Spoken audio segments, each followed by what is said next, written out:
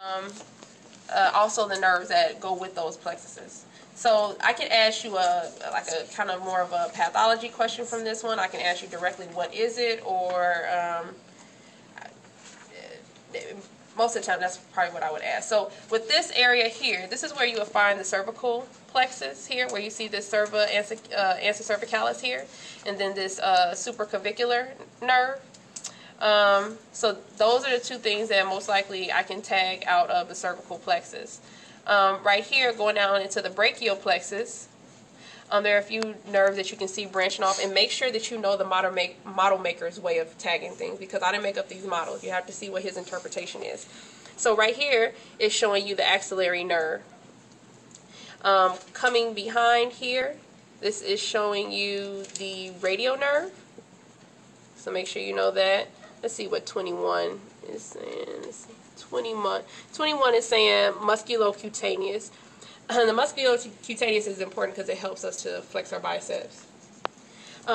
With our radial nerve, what did we talk about last time with that radial nerve? The crutches. The crutches. So sometimes they'll have damage to their nerve because they sat on the crutches too long, or sat on what too long? They lean their arm over a back of the chair. What about in little kids? Swinging them around. Swinging their arms. Which nerve was that? Radial.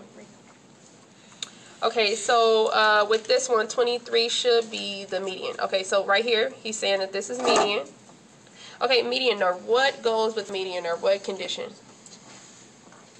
Carpal tunnel. Carpal tunnel. Carpal tunnel is usually found down in this area, and it is, but sometimes it's misdiagnosed, and later on we'll get into it's a pronator teres muscle that it goes under, and it'll be called pronator teres syndrome, but at least know the carpal tunnel for that.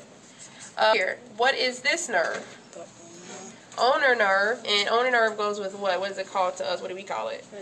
The funny bone. It's the one that why we call it the funny bone. All right, so right here, what is this down here? These paravertebral ganglion. What are they called? This whole. You were right. Sympathetic chain. Sympathetic chain, sympathetic trunk. And if you just look up here, it's all right there.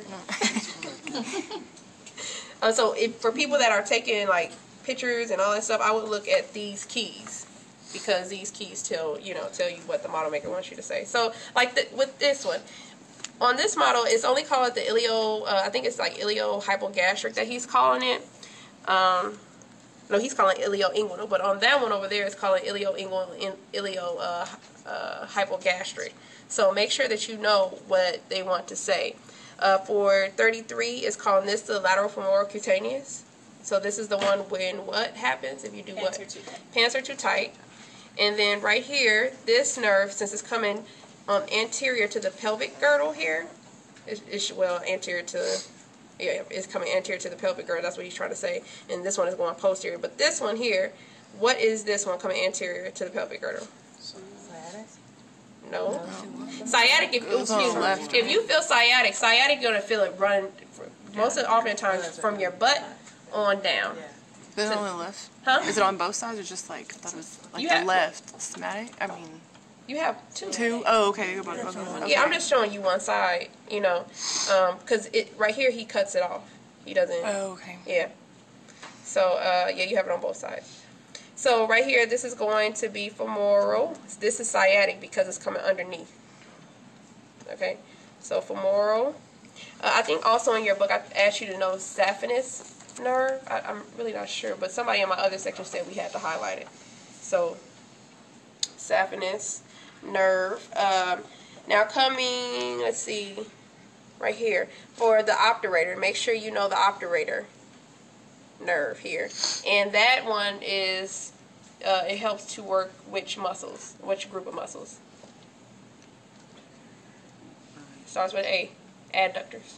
So it allows you to close your legs and into the inside of your thighs. Okay, so right here we already established that this is a sciatic nerve because it's coming from underneath and posterior. So it branches off proximally to the knee, like it says in the book, into the common fibular, or I learned it common peroneal, but common fibular nerve. And if you have damage to this nerve here, 37, what condition is that called?